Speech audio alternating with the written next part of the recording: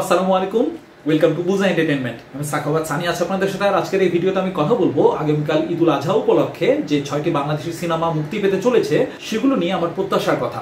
আশা করি এই মুহূর্তে সবাই ঈদকে কেন্দ্র করে অনেক উচ্ছ্বাসের মধ্যে আছেন, এবং আপনারা যদি আমার মতো বাংলাদেশি সিনেমা প্রেমী হয়ে থাকেন তাহলে আপনাদের উচ্ছ্বাসের মাত্রাটা আরো বেশি হওয়ার কথা। কারণ আমাদের ইন্ডাস্ট্রি গত কয়েক বছর ধরে শুধুমাত্র দুইটা ঈদকে কেন্দ্র করেই কিন্তু বছরের সবচেয়ে ভালো বা বেশি বাজেটওয়ালা বা সবচেয়ে আগ্রহ জাগানিয়া সিনেমাগুলো মুক্তি দিচ্ছে। কালকেও এরকমটা হতে যাচ্ছে যে অনেকগুলো সিনেমা ভিন্ন ভিন্ন ফ্লেভারের আসছে।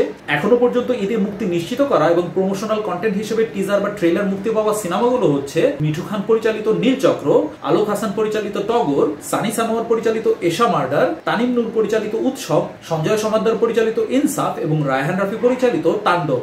এই সিনেমাগুলোর আলোচনা আমি সাজিয়েছি, সেগুলো সম্পর্কে আমার আগ্রহ অনুসারে। তার মানে শুরুটা করব যে সিনেমাগুলোর সম্পর্কে আমার আগ্রহ কিছুটা কম সেগুলো দিয়ে, এবং আস্তে আস্তে যেগুলো সম্পর্কে আমার আগ্রহ অনেক বেশি সেগুলো শেষের দিকে রাখবো। তো আমি আলোচনাটা শুরু করতে যাচ্ছি আলোক হাসান পরিচালিত টগর সিনেমাটি দিয়ে, যেখানে মুখ্য ভূমিকা অভিনয় করেছেন আদর আজাদ এবং পূজা চেরি।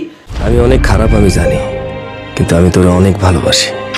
এই সিনেমার যে গান মুক্তি পেয়েছে এবং টিজার থেকে যা বুঝলাম যে পরিচালক চেয়েছেন একটা মাসালা ধর্মী অ্যাকশন থ্রিলার জনরার কিছু একটা বানাতে।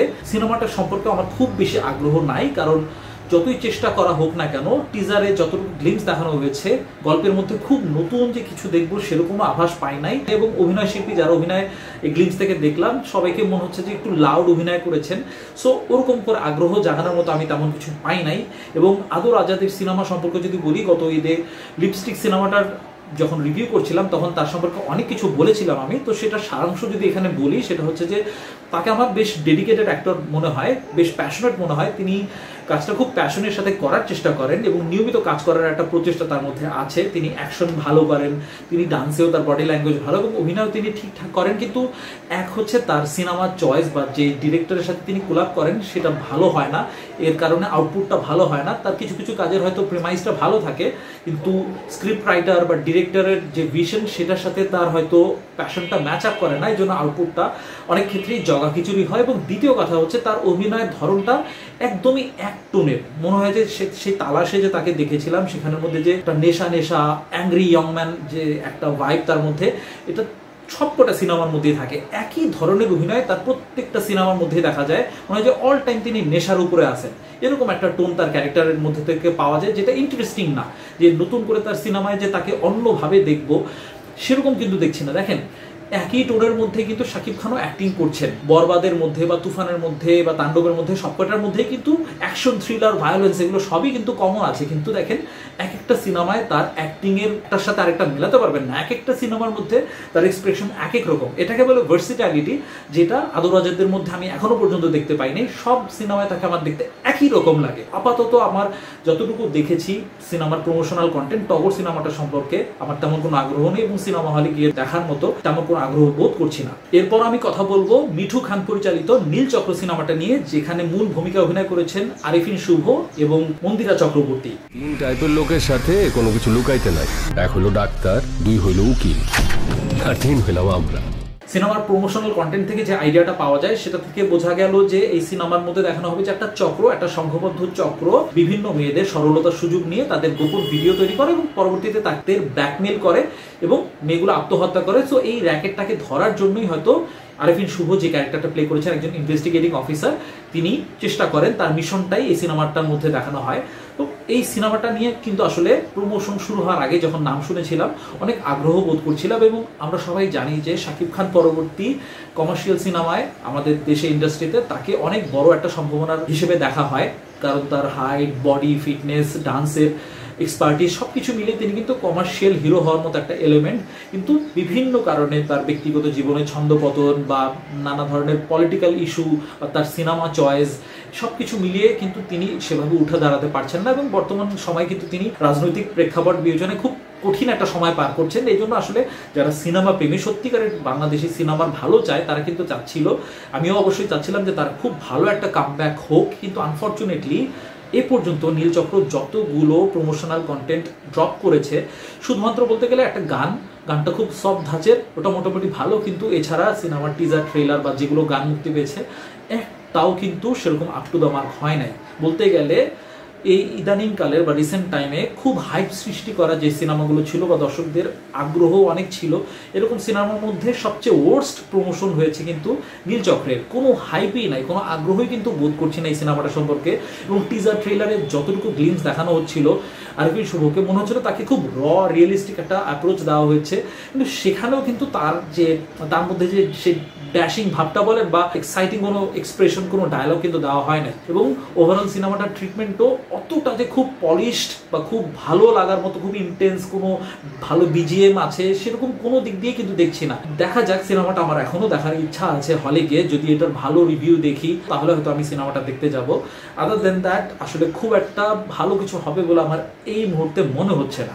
এখন আমি কথা বলবো সানি সানোয়ার পরিচালিত এশা মার্ডার সিনেমাটা নিয়ে, যেখানে মুখ্য ভূমিকা অভিনয় করেছেন আজমেরি হক বাঁধন।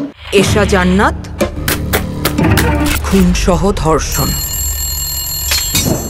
সিনেমাটার টিজার ট্রেলার থেকে গল্প সম্পর্কে এটুকু ধারণা পাওয়া গেল যে ভ্যালেন্টাইন্স ডের সময় তিনটা খুন হয়, ধর্ষণের পর খুন হয়, এবং একটা সিরিয়াল কিলারের এক্সিস্টেন্স হয়তো পুলিশ আশঙ্কা করে এবং তাকে ধরার জন্যই তাদের একটা মিশন চালনা করে, এবং সেটা লিড করেন হচ্ছে আজমেরি হক বাঁধন, যে চরিত্রটা প্লে করেছেন অফিসার লিনা, তিনি।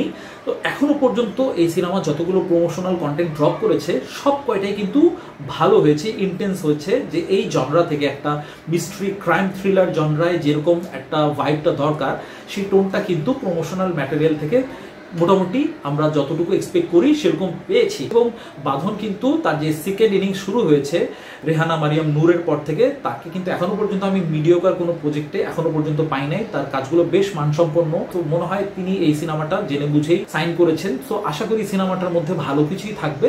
আশঙ্কার জায়গাটা একটাই যে সানি সানোয়ার প্রযোজক হিসেবে তো তিনি ব্লকবাস্টার একটা সিনেমা আমাদের উপহার দিয়েছেন, ঢাকা অ্যাটাক।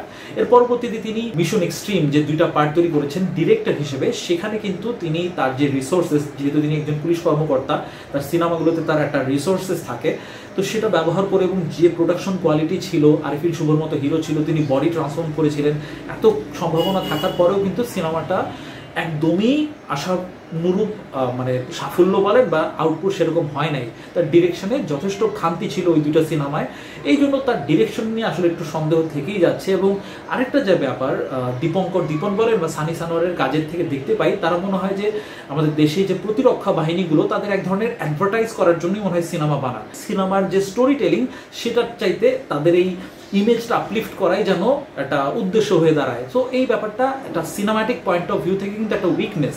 তো যদি সানি সানোয়ার ওই ব্যাপারটা থেকে উতরে যেতে পারেন এবং ডিরেকশন যদি তার আরো ক্ষুরধার হয় এই সিনেমায়, তাহলে আশা করি সিনেমাটা খুব ইন্টেন্স, খুব থ্রিলিং একটা সিনেমা হতে যাচ্ছে। তো আমি এখনো এই সিনেমাটার ব্যাপারে খুব আগ্রহী।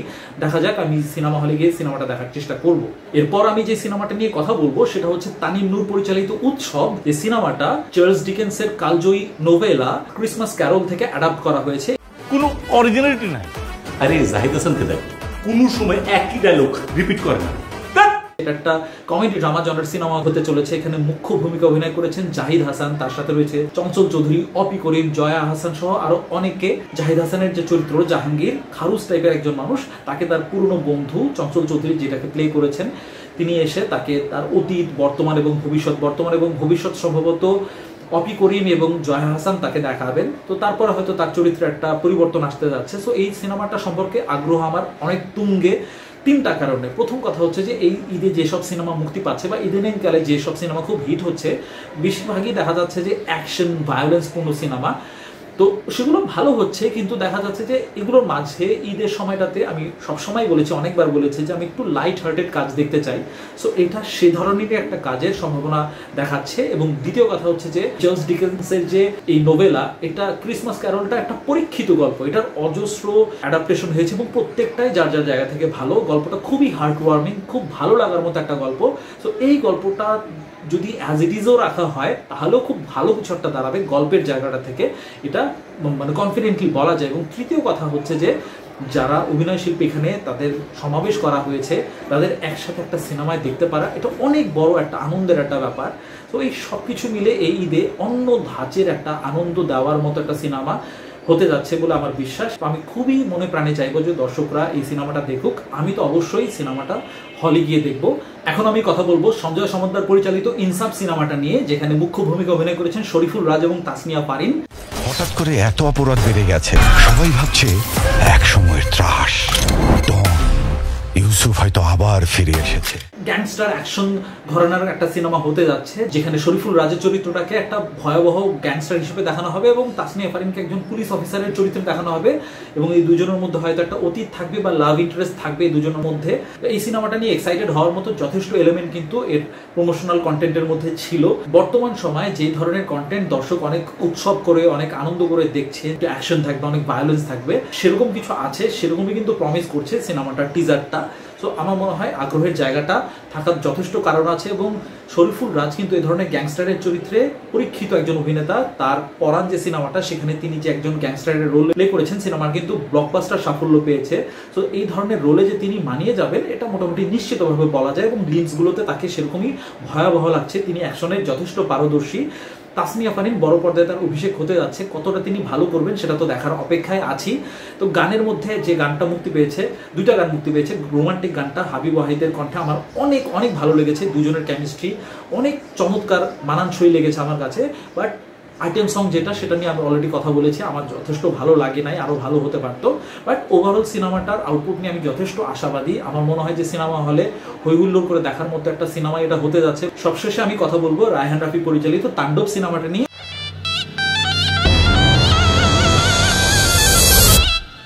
Welcome to the show. এই সিনেমার প্রমোশনাল টিম খুব বেশি প্রমোশন এখনো পর্যন্ত সেভাবে করে নাই, কিন্তু যা করেছে সেটাই যথেষ্ট। এখানে টিজার থেকে বোঝা যায় যে শাকিব খান যে চরিত্রটা প্লে করেছেন, তিনি তার একটা টিম নিয়ে হয়তো কোনো একটা টিভি স্টেশন বা এরকম কোনো একটা অফিসে হামলা চালাবে, হাইস্ট যেটাকে বলে, এবং কিছু একটা আদায় করতে চাইবেন তিনি। তো এই ধরনের কাজও কিন্তু আমাদের দেশে সচরাচর রিসেন্ট টাইমে আমরা খুব একটা দেখি না। তো আমার মনে হয় যে এই কাজটা অনেক ভালো কিছু হতে যাচ্ছে, এবং আমি এর আগে যে আমার এই সিনেমাটা সম্পর্কে যতবার বলেছি, আমি একটা কথা বারবার বলেছি যে রায়হান রাফির কাছ থেকে কিন্তু আমি পিওরলি অরিজিনাল বাংলাদেশি একটা কাজ দেখতে চাই, যেটার মধ্যে ভারতের কোনো কাজে সেরকম প্রভাব থাকবে না। তো এখনো পর্যন্ত সিনেমার যে গান রিলিজ পেয়েছে বা টিজার মুক্তি পেয়েছে, সেরকমই কিছু দেখতে যাচ্ছি, সেরকম সম্ভাবনা আমি পেয়েছি, এবং শাকিব খানকে তিনি তার মতো করে ব্যবহার করতে পেরেছেন, এটাও অনেক স্বস্তির ব্যাপার। সো আমার মনে হয় অবভিয়াসলি সবাই চোখ বন্ধ করেই বলতে পারেন যে এই সবচেয়ে বড় ধামাকা হতে যাচ্ছে। এই সিনেমাটা ব্যবসায়িক সাফল্য তো পাবেই, বাট সিনেমাটা ভালো হোক, জেনুইনলি ভালো হোক। জাস্ট শাকিব খান আছে বলি বা রায়হান রাফি আছে বলেই সিনেমাটা অনেক ব্যবসা করবে সেটা আমি চাই না। আমি চাই যে জেনুইনলি সিনেমাটা অরিজিনাল একটা সিনেমা হোক, যেটা নিয়ে আমরা গর্ব করতে পারি, সেরকম একটা আউটপুট হোক, সেটা আমি চাই। সো এই ঈদের সিনেমাগুলো নিয়ে আপনাদের কি ভাবনা? আপনারা কোন সিনেমাটা নিয়ে সবচেয়ে বেশি এক্সাইটেড, এবং হলে গিয়ে আপনারা কোন কোন সিনেমাগুলো দেখবেন প্লিজ কমেন্ট সেকশনে জানান। সবাইকে ঈদের অগ্রিম শুভেচ্ছা জানিয়ে বিদায় নিচ্ছি। সবাইকে ঈদ মোবারক। আপনারা সবাই ভালো থাকবেন, সুস্থ থাকবেন, নিরাপদে থাকবেন। আল্লাহ হাফেজ।